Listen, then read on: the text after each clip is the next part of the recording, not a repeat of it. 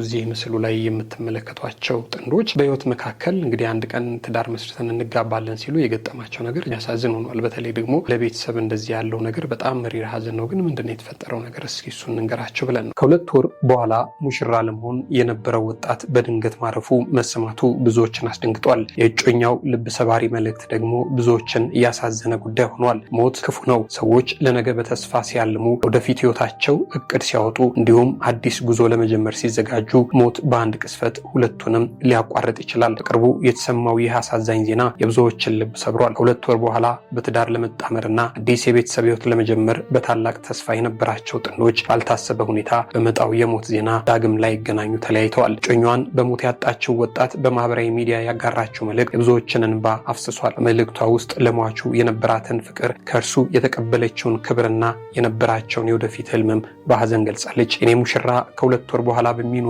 ሰርግ አብረን ለመሆን ትልቅ ተስፋ ነበረን። ያንተን ያህል የሚወደኝ የሚያከብረኝና በጸሎቱ የሚጠብቀኝ ቅን ሰው አጣሁ። አጭር ጊዜ ውስጥ እውነተኛ ደስታ ስላሳየኸኝ አመሰግናለሁ። በሰላም ረፍ የኔ መልካም ሰው፣ ሁሌም በልቤና በጸሎቴ ትኖራለህ ስትል ወደ ማህበራዊ ሚዲያ ብቅ ብላ የተሰማትን ሐዘን ገለጸች።